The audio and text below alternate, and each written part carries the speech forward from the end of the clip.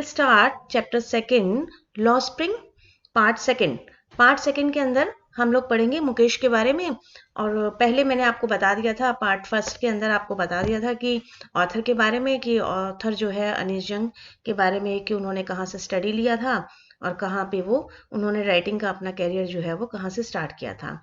Main theme भी मैंने आप लोगों को बता दी थी कि लॉ स्प्रिंग जो है एक स्टोरीज है। स्टोरीज में से एक लिए दो करेक्टर हैं इसके अंदर। फर्स्ट जो था साहिब के बारे में, जिसमें मैंने लास्ट वीडियो में आपको बता दिया था। एंड सेकंड करेक्टर है इसके अंदर मुकेश। मुकेश एक बैंगल मेकिंग का काम करते हैं, a poor bangle maker son है वो। And Mukesh instead to be his own master, और वो अपना मास्टर बनना चाहता है। इनके लास्ट वीडियो के अंदर आपने देखा था कि साहिब जो था वो एक सर्विस करने लगा था, रैक पिकिंग का काम छोड़कर सर्विस ज्वाइन उसने कर ली थी। बट अब हम मुकेश के बारे में पढ़ेंगे। मुकेश के बारे में मेन थीम के अंदर लिखा हुआ है इसके अंदर, देखिए कि a poor bangle making son Mukesh instead to be his own master and becoming motor mechanic, but these bangle making makers remain under a vicious circle of the sahukars, the middlemen, and the policemen, keepers of law, and the bureaucrats and the politicians। इनके बीच में वो लोग फंसे हुए होते हैं, इसीलिए वो अपने आप को ग्रो नहीं कर पाते या वो अपना काम दूसरा चेंज नहीं कर पाते। thus they led up life of poverty, dirt and exploitation. और वो अपनी लाइफ को पूरी तरीके से गरीबी के अंदर, धूल मिट्टी के अंदर और पूरे नष्ट करने में वो लोग लगे हुए रहते हैं, क्योंकि उनके पास और कोई ऑप्शन नहीं होता है। इस मुकेश वाले पार्ट के जो करेक्टर है वो है Mukesh, the son of bangle maker, elder brother of Mukesh. Young woman, एक wife of Mukesh elder brother. वो मुकेश के जो बड़े भाई जो था उसकी वाइफ थी। एंड फादर के बारे में हम लोग बात करेंगे इसके अंदर, कि मुकेश का एक फादर है जो बैंगल मेकर है, उसकी ग्रैंड मदर है। एंड एक सविता, अ young girl preparing bangle. Savita जो एक बैंगल्स को प्रिपेयर कर रही है। And a group of young man, जैसे बैंगल वर्कर्स हैं जो वहाँ पे काम करते हैं। Some other people, policeman, sahukar, bureaucrats and politicians etcetera etcetera. And Firozabad का जो सिटी जो है, a city in UP famous for bangle making. तो ये उसका प्लेस है जहाँ फिरोजाबाद में वो बैंगल मेकिंग का काम करता है। अब हम लेसन इसमें स्टार्ट करेंगे, पार्ट 2। देखिए, this picture is showing that bangle makers की उनकी कैसी कंडीशन होती है, कि वो एक डार्क एक सेल के अंदर काम करते हैं, और छोटे छोटे बच्चे भी देखिए इसके अंदर लगे हुए हैं। तो ये पिक्चर जो है इसी चीज़ को शो कर रही है कि उनका विशेष उनको मिला हुआ है, विशेष उसका जो थिंग है, एंड कैसी कंडीशन के अंदर वो लोग काम करते हैं। तो हम लेसन स्टार्ट करते हैं। इसका सेकंड पार्ट है इस लेसन का, I want to drive a car. ये मुकेश के बारे में हम लोग बात कर रहे हैं। Mukesh wants to be his own master. Mukesh अपना मास्टर खुद बनना चाहता है, यानी वो साहिब की तरह उसी काम के अंदर नहीं लगे रहना चाहता, वो अपने काम को चेंज करना चाहता है। The authors has a chance to see another boy named Mukesh who instead being his own master। Author को एक चांस मिला फिरोजाबाद जाने का, और इससे वो मुकेश के साथ मिली वहां पर। और वो उसने उससे पूछा कि आप क्या बनना चाहते हैं, तो उसने कहा कि मैं तो मास्टर बनना चाहता हूँ, अपना मास्टर खुद बनना चाहता हूँ। इनकेस मैं मोटर मैकेनिक बनना चाहता हूँ। He lives amidst the dusty streets of Firozabad. वो एक धूल भरी गलियों के अंदर वहां पे रहता है फिरोजाबाद के अंदर। And it is town famous for bangles. और वो जो जगह जो थी वो बैंगल्स के लिए फेमस थी। Every other families in Firozabad and engaged in making bangles. और जितनी भी वहाँ पे families, most of the families is engage in making bangles, वो बैंगल मेकिंग के काम के अंदर लगी हुई थी। It is a centre of India's glass blowing industry. और ये पूरी इंडिया का एक सेंटर पॉइंट है जहाँ पे मोस्ट ऑफ जितनी भी कांच की चूड़ियाँ, जो ग्लास बैंगल्स जो बनती हैं, वो वहीं पर मैन्युफैक्चर होती हैं। Here families have spent generations making bangles for women Mukesh families among them। और वहाँ की जितनी भी फैमिली है उनकी जनरेशन बाय जनरेशन वो बैंगल मेकिंग का काम ही करते रहते हैं। और then Mukesh families among them, और मुकेश की फैमिली भी उनमें से ही एक थी। अब देखिए, हम नेक्स्ट जो इसमें आता है वो आता है कि जो चिल्ड्रंस थे वहाँ के, वो वहाँ पे कहाँ काम करते थे। Children work in glass furnace and their living condition. वो फेर्नेस मतलब होता है भट्टी, जिस आग की जगह पर फायर जली हुई होती है और वहां पे कांच के उनको गलाया जाता है, कांच के उसको मेल्ट करके और उसे बैंगल्स की शेप के अंदर कन्वर्ट किया जाता है। तो जो चिल्ड्रन जो है वो उन भट्टियों के अंदर ग्लास फर्नेस के अंदर काम करते हैं एंड देयर लिव्स कंडीशन, उनकी कंडीशन कैसी होती है उसके बारे में है next. About 20,000 children work in the glass furnace with high temperature without air and light। वहाँ पे जहाँ पे ग्लास फर्नेस होती है, भट्टियाँ जो होती हैं जहाँ पे कांच को गलाने का काम किया जाता है and with high temperature. Naturally है कि जब आग आग वहाँ पे जली हुई है तो टेम्परेचर बहुत ज़्यादा हाई है, विद एयर एंड लाइट और विदाउट एयर एंड लाइट, वहाँ पे कोई भी एयर नहीं है एंड लाइट भी नहीं है। Their living conditions too are pitiable. उनकी जो कंडीशन है वहां पर रहने की कंडीशन, इनके वर्किंग कंडीशन जो है बहुत ज़्यादा पिटेबल है, बहुत ज़्यादा खराब है।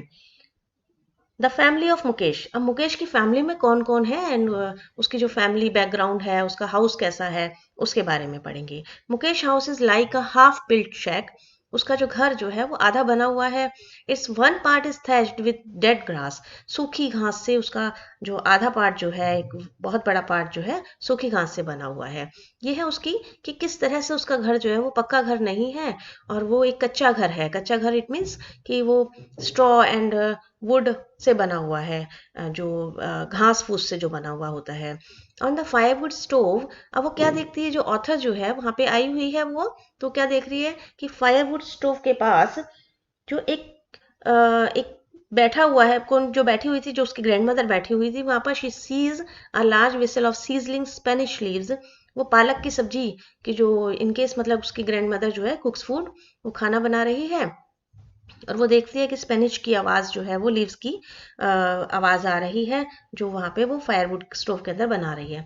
Mukesh father is an impoverished bangle maker. और इम्पॉवरिश्ड मीन्स जो गरीब जो होते हैं, गरीब से भी गरीब। जो मुकेश फादर जो है वो बहुत गरीब एक बैंगल मेकर है। He has not been in position to send his two sons to school. वो इस पोजीशन के अंदर नहीं थे कि अपने बच्चों को, अपने दो दो बेटों को जो है वो स्कूल में भेज सकें।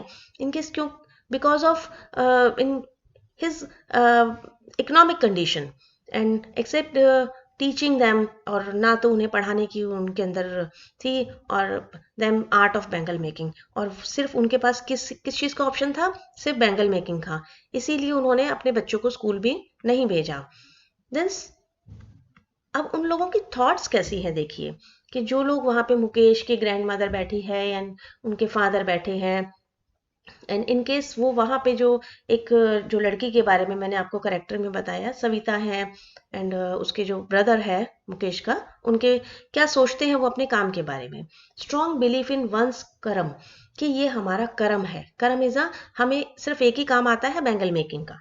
तो उनके बिल्कुल मन के अंदर बिल्कुल ये पक्का है कि हमें सिर्फ एक ही काम आता है, इसके अलावा हमें कोई काम नहीं आता। Mukesh grand mother says it is his कर्म। वो ये सारी चीजें किसको बता रही है, वो अनीश जंग को बता रही है, जो इस चैप्टर की जो राइटर है। Mukesh grand mother says it is his कर्म, कि ये हमारा काम है। हिज ये हमारा क्या है, ये हमारा जो डेस्टिनी है, ये इसके अलावा हमें कुछ भी नहीं आता है। ये हमारी यही डेस्टिनी है। डेस्टिनी इज यही हमारा मंजिल है। हम यहीं से शुरुआत करते हैं और यहीं पर हम लोग खत्म कर देंगे अपनी लाइफ को। Who has watched her own husband go blind. और वो बताती हैं कि मैंने अपने हस्बैंड को भी यहाँ पे ब्लाइंड होते हुए देखा है। किस चीज से, with a dust from polishing the glass of bangles, कि जो पॉलिश करने के साथ में जो डस्ट जो उड़ती है, उसी की वजह से उनके हस्बैंड की जो आईज जो है वो ही ही वॉज गो ब्लाइंड, वो ब्लाइंड हो गई थी। They can not give up God given lineage. Lineage मतलब कि एक परंपरा, जो वो जो वंश वंश परंपरा जो है, जो ईश्वर ने उन्हें दी है, वो इस चीज के लिए गिव अप नहीं कर सकते, यानी इसे नहीं छोड़ सकते हैं। They have born in the caste of bangle maker. वो बैंगल मेकर की कास्ट में ही पैदा हुए हैं। They will see nothing except the bangles. और वो बैंगल्स के अलावा और कोई काम नहीं कर सकते। All the family members living in the dark huts. जितने भी फैमिली मेंबर्स हैं वो डार्क हट्स के अंदर रहते हैं। Sit together and weld pieces. और वो एक साथ बैठते हैं और वेल्डिंग करते हैं। वेल्डिंग इज अ जोड़ना, कि दो जब कलर्ड ग्लास को जब आपस में जोड़ा जाता है और उसे एक सर्कल में कन्वर्ट कर दिया जाता है। तो weld pieces of coloured glass into circles of bangles, तो वो बैंगल्स को वेल्ड करते हैं, जोड़ देते हैं, तो वो सारे के सारे सिट टुगेदर, एक जगह बैठ के ये सारे काम करते हैं। Their eyes are more set to work in the dark than the outside light, कि वो आउटसाइड लाइट की, इट मीन्स कि जिस रूम के अंदर वो काम करते हैं इट इज सो डार्क, वो बहुत अंधेरे वाला कमरा होता है, बट उनकी आइज जो है वो उन बैंगल्स को देख लेती है, क्योंकि उन्हें वहां पे हैबिचुअल हो जाते हैं उस चीज को देखने के लिए, उतनी ही लाइट के अंदर काम करने के लिए। Light often blinding them before they grew adult, और इसी कारण से प्रॉपर सनलाइट ना होने के कारण वो लोग क्या हो जाते हैं, वो ब्लाइंड हो जाते हैं। कब तक? जब तक वो अडल्ट होते हैं, यानी जैसे ही वो बड़े हो जाते हैं, वो बचपन से ही काम करना स्टार्ट कर देते हैं चाइल्डहुड से, और जब तक वो अडल्ट होते हैं, थोड़े से बड़े हो जाते हैं, तो वो ब्लाइंड हो जाते हैं। ओके, देन अब नेक्स्ट जो स्टोरी इसके अंदर है, बेसिकली ये स्टोरी एक मुकेश के ही, एक सविता जो एक यंग गर्ल है वहीं पे बैठी हुई है वो, और जिसके साथ ऑथर जो है वो बात कर रही है, तो सविता के बारे में हम लोग पढ़ेंगे। तो सविता अ young girl and soldering the glass ends, और वो क्या कर रही है, वहीं पे बैठ के काम कर रही है, वो ग्लास एंड्स को शोल्डरिंग कर रही है। शोल्डरिंग इज उसे जोड़ना, बॉन्डिंग करना, उसे मेल्ट करके और उसे आपस में उसे चिपका देना।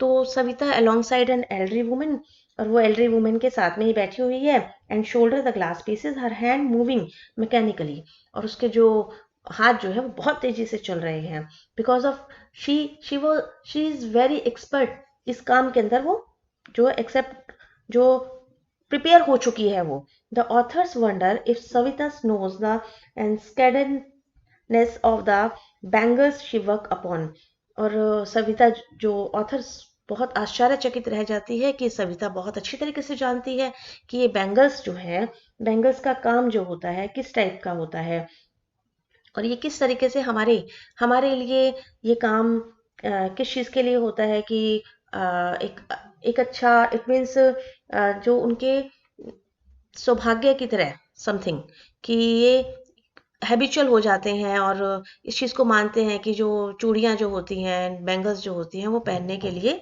इन आफ्टर मैरिज इन चूड़ियों को उन्हें पहनना होता है। तो इसी टाइप से जो सविता जो है वो अच्छी तरीके से जानती थी कि बैंगल्स की इंपॉर्टेंस क्या होते हैं। The bangles represent the symbol of Indian women, सुहाग, ऑस्पिशियस, और ये शुभता की निशानी होती है, इसीलिए वो जानती है कि कभी ना कभी उसे भी ये बैंगल्स पहननी पड़ेंगी। Because of Savita is a young girl, बहुत छोटी है वो अभी, but after some time Savita also wearing the suhag and suhag bangles. Okay, then now bangles on wrist but no light in eyes. अब इस चीज को देखिए आप कि बैंगल्स उनके हाथों में है, किसके हाथों में? ओल्ड वुमेन ने भी पहन रखी है। स्टिल हो सकता है सविता ने भी उस जो हैंड में जो है वो एक दो चार बैंगल्स, समथिंग अनमैरिड जो गर्ल्स होती हैं वो भी पहन के रखती हैं, तो उन्होंने पहन रखी थी। तो इसी के बारे में आगे बताया है कि उनके हाथ में तो बैंगल्स हैं but no lights in eyes, लेकिन उनकी आंख में अब लाइट नहीं रही है, बिकॉज जो बैंगल मेकिंग का काम जो है वो डार्क प्लेस के अंदर होता है। The old man has still the bangles on her wrist, but there is no light in her eyes. In her whole life time, she did not eat full meal. In case उन्होंने old women जो है, जो उनकी grand mother जो है, उन्होंने हाथों में बैंगल्स पहन रखे हैं, बट उनकी आंखों के अंदर कोई भी लाइट नहीं है, यानी उनकी आंखें जो है वो बुझी बुझी हैं, और उनके लाइट में आईज में से जो है वो रोशनी जो है वो जा चुकी है। उनकी पूरा लाइफ, इन केस उन्होंने पूरी लाइफ में इतना काम करने के बाद भी, she did not eat one full meal, उन्होंने कभी भी शायद वन टाइम का पूरा खाना नहीं खाया होगा, because that is all she has earn, और जबकि वो कमाती हैं और फिर भी उन्होंने पूरा मील नहीं लिया होगा। Her old husband tells that the except bangles, उसके उनके जो हस्बैंड है वो क्या बता रहे हैं कि जो except bangles he knows nothing, कि वो बैंगल मेकिंग के अलावा कुछ भी नहीं जानते हैं। And nothing has change in Firozabad over year, और इन बीच इन कुछ सालों में कुछ भी चेंज नहीं हुआ फिरोजाबाद के अंदर, यानी जैसे पिटेबल कंडीशन पहले थी एज इट इज ऐसी की ऐसी आज भी है। There is still the mind मेमलिंग, जो वहाँ की माइंड मेमलिंग मतलब होता है कि दिमाग को सुन करने वाला जो काम होता है, जो जो एक फायरिंग की आवाज आती रहती है एंड समथिंग, जो फायर जो वहाँ पे जलती रहती है, तो इस टाइप का वो एक सुन करने वाला काम है, वो बहुत हार्ड वर्क है, विच किल्स और initiative and ability to dream. और वो जो है पूरी तरीके से, इनिशिएटिव मतलब होता है कौन इस चीज को पहल करे, कि काम को, कि बैंगल मेकिंग का काम छोड़कर और वो कौन सा नया काम स्टार्ट कर सकते हैं, ऐसा कोई भी नहीं सोचता। एंड एबिलिटी टू ड्रीम, और जो सपना देखना, कौन कौन सोच सकता है कि कौन सपना देख सकता है। तो because of his condition was pitiable and पावरिश। ओके देन, अब हम आगे इसमें पढ़ेंगे अबाउट ऑर्गेनाइजिंग अ कोऑपरेटिव। अब ऑथर जो है सजेस्ट कर रही है, अब उस पूरी फैमिली को, फैमिली के बीच में अराउंड ऑफ वो बैठी है और वो सजेस्ट कर रही है, the authors ask them to have cooperative, क्या आप एक कोऑपरेटिव सोसाइटी में क्यों नहीं, आप लोग वहाँ पे अपना एक कोई ग्रुप क्यों नहीं अरेंज करते आप। दे से इफ दे, और वो क्या बोलते हैं कि दे गेट ऑर्गेनाइज्ड, अगर वो एक तरह से ऑर्गेनाइज्ड हो जाएंगे, एक ग्रुप के अंदर वो इंक्लूड हो जाएंगे, तो police will catch them, police उन्हें पकड़ लेगी, and beat them and put them into prison for doing illegal activity, और उन्हें जो है वो जेल के अंदर डाल देगी, कि आप गलत काम कर रहे थे इसीलिए वो जेल के अंदर डाल देगी। इसीलिए वो कोई भी ऑर्गेनाइजेशन नहीं बनाते हैं। They do not have any leader among them, और उनका कोई लीडर भी नहीं है। And tell them to do thing differently, और कोई भी उनका लीडर ना होने की वजह से वो लोग ऐसा कोई काम नहीं कर सकते हैं, ग्रुपिंग जो करते हैं वो नहीं करते हैं। And because of their elders are as tired as they are, उनके जो बड़े बूढ़े हैं और वो भी बहुत ज़्यादा बूढ़े हो चुके हैं, थक चुके हैं, जैसा कि, एंड वो भी हो चुके हैं। And they talk endlessly in the spiral, taking them for poverty to insensibility to greed and to injustice। और इसीलिए, और वो जो है वो इस तरीके से बोलते रहते हैं कि हम पॉवर्टी के इस सेशन से नहीं निकल सकते हैं, ये इनसेंसिबिलिटी है, एंड ये लालच, और जो इनजस्टिस का जो काम है वो उसके अंदर फंसे हुए हैं। तो इस तरीके से उन्हें कभी भी आगे नहीं चलना है, और वो इसी तरह से अन्याय के ऊपर जो है वो आगे बढ़ते रहेंगे, क्योंकि उन्हें क्या करना है, their elders are tired and they also, और उनके एल्डर्स भी टायर्ड हो चुके हैं और वो खुद भी टायर्ड हो चुके हैं। तो ये कंडीशन उनकी थी। तो उनकी कंडीशंस के बारे में हमने पढ़ा।